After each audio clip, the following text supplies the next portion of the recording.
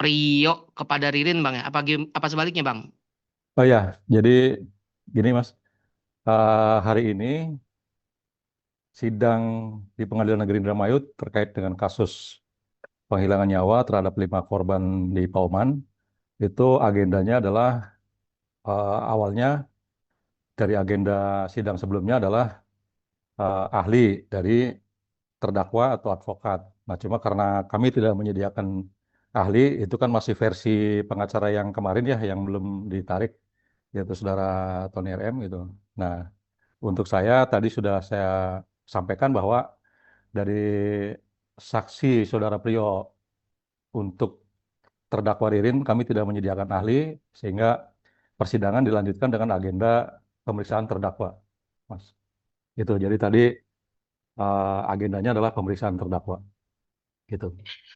Terkait pemeriksaan terdakwa, apa terbarunya Bang dari hasil persidangan tadi Bang?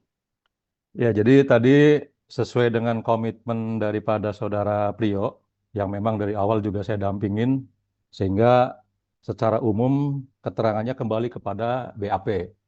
Hanya ada beberapa peristiwa atau adegan yang dikoreksi oleh saudara Pio sendiri langsung di hadapan majelis hakim sehingga yang dipergunakan adalah keterangan terakhir yang disampaikan di muka persidangan sebagai fakta persidangan gitu.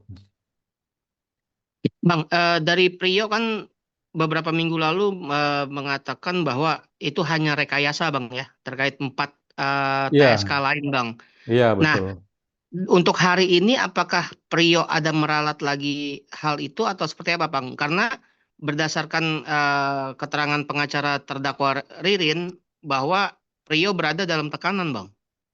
Iya, jadi tadi juga kami sama-sama dari sisi penuntut umum kemudian majelis hakim mengeksplor eh, apa yang menjadi dasar perubahan saudara Prio dari awal pada saat dakwaan dibacakan dulu sempat menyampaikan beberapa nama pelaku yang lain sehingga dengan segala kejujuran Prio yang sudah dikomitmenkan dengan saya gitu kan, sebagai kuasa hukum yang baru yang sebenarnya kuasa hukum yang lama yang mendampingi saat pertama di BAP, berjanji akan mengungkapkan seterang-terangnya sejujur-jujurnya atas peristiwa yang paling asli dari seluruh rangkaian peristiwa yang selama ini publik menjadi simpang siur dalam mengamati peristiwa di Pauman itu. Sehingga tadi yang disampaikan Saudara Priyo adalah peristiwa atau keterangan yang sesungguhnya gitu.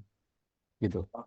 Jadi dengan sendirinya Berarti menghapus salah satunya adalah keberadaan 4 nama yang disebut di awal dan kami sama-sama menanyakan kenapa sampai 4 nama itu muncul dan disampaikan juga oleh terdakwa Priyo itu dulu dalam tekanan mengikuti segala kemauan yang dirancang oleh saudara pelaku yang lain yaitu dalam hal ini adalah Ririn, Rifanto, dan Prio dalam kondisi yang memang secara mental dan psikis di bawah kendali saudara Ririn.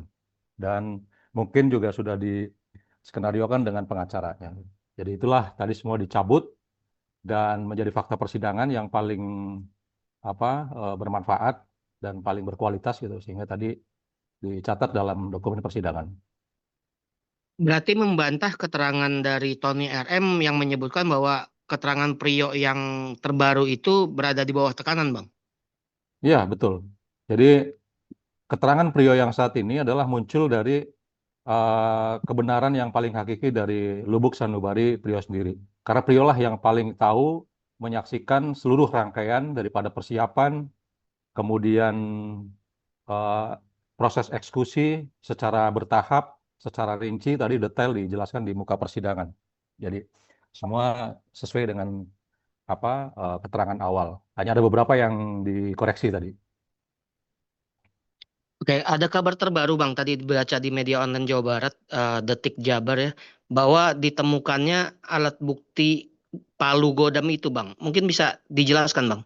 Ya, betul. Jadi itulah kenapa saya mau mendampingi Prio di di tengah perjalanan seperti ini karena ada komitmen Prio akan membuka semua apa yang selama ini terselimuti, apa yang selama ini menjadi tabir gitu kan dari rangkaian seluruhnya peristiwa pidana pembunuhan terhadap 5 nyawa. Salah satunya adalah itu, Mas. Jadi salah satunya secara mengejutkan yang tadinya diakui oleh kedua pelaku ini, Ririn dan Prio, bahwa sarana atau alat yang dipergunakan untuk menganiaya dan menghabisi nyawa semua korban gitu. Itu awalnya mengaku dibuang di Sungai Cimanuk.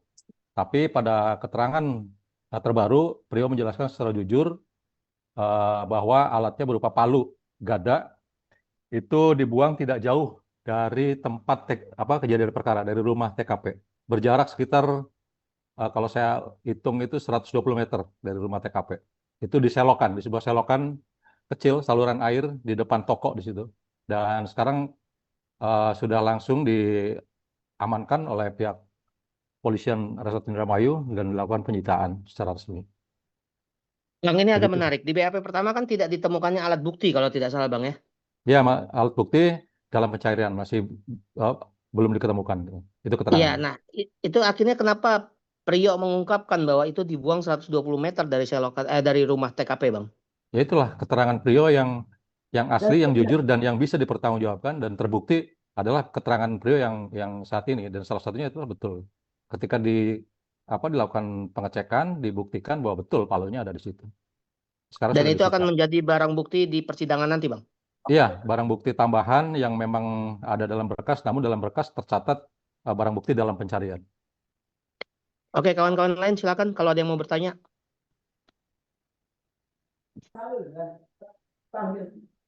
Bang Ruslandi, kenapa Ya, pada akhirnya Prio ini memblow up semua dari point of view dia kan selama ini kan dia selalu menyebutkan bahwa ya dia ikut terlibat, namun pada akhirnya kemarin di persidangan yang kemarin membongkar pelakunya yang semua dilakukan oleh Ririn. Kenapa Bang? Mungkin ada apa dengan diri Prio ini Bang? ya, baik, Mbak. Jadi sebenarnya pengakuan Prio yang saat ini itu pengakuan yang paling asli, yang paling orisinil dari awal penyidikan Mbak, yang saya dampingi. Jadi memang nama-nama lain yang kemudian ada 4 nama itu, Saudara Ahmad Yani, Saudara Joko, Saudara Yoga dan Hardi itu tidak ada selama dalam proses penyidikan sampai dengan tahap 2, kemudian sampai dengan persidangan. Nah, di sidang pertama itulah saat pembacaan dakwaan oleh penuntut umum, disitulah muncul nama-nama tersebut. Jadi kalau sekarang keterangan Prio apa eh, menjadi nama-nama itu tidak, jadi memang menyadari bahwa pada saat masa karantina, disitulah Prio menyampaikan tadi dalam persidangan ada tekanan-tekanan dari saudara Ririn, bahkan ditendang, bahkan dipukul kepalanya untuk mengikuti skenario yang pelaku Ririn rancang gitu. Gitu. Ya, tadi tertangkap oleh majelis hakim mengkonfirmasi berkali-kali, dan kami juga penuntut umum dan saya mengkonfirmasi bahwa yakin pelaku itu tidak ada, fiktif, gitu. Benar nggak sih Bang, awalnya Prio ini diiming-imingi sesuatu, makanya Prio mungkin mengikuti skenario yang BAP yang awal mungkin yang sudah dia ungkapkan, atau seperti apa sih Bang? Betul, betul Mbak. Jadi ada iming-iming itu disampaikan oleh saudara Ririn setelah melakukan eh, perampasan nyawa kepada seluruh korban. Jadi pada saat saudara Ririn merencanakan pelarian yang awal pertama ke Hotel Adis, untuk transit pertama pelarian itu disampaikan di situ bahwa ada janji untuk yuk kamu jangan sampai bocor mungkin kan peristiwa ini, dan kamu akan saya kasih uang. Itulah yang disampaikan tadi di muka persidangan. Izin janji nominal uangnya berapa Bang? Dari Ririn agar tidak membocorkan Tadi ini. iya, tadi eksplisit disampaikan 100 juta. Dan beliau meyakini, tadi juga ditanyakan oleh penuntut umum, kenapa saudara meyakini, karena memandang Ririn sebagai bos di lingkungan sosial perumahannya gitu. Maka si Oke, beliau Kondisi kawan-kawan merasa yang lain percaya. gimana? kondisi Prio saat ini Bang, setelah pasca mengungkapkan hal yang sebenarnya, mungkin dapat tekanan-tekanan atau mungkin ancaman, kan sempat kalau tidak salah Prio merasa ketakutan, Ya, sempat adanya ancaman, dugaan ancaman. ya. Jadi beberapa hari ke belakang ini, 3-4 hari ini terjadi masa transisi psikis, Mbak. Jadi betapa tadi sejak pertama kesaksian Prio pada sidang sebelumnya, itu betapa si Prio ini sangat lancar, gitu. Sangat lancar menguraikan tahapan semua peristiwa. Jadi apalagi tadi sudah sangat tenang sekali dia, saya yakinkan bahwa kamu terbuka, jujur, dan kami akan melindungi dengan segala macam daya upaya secara hukum.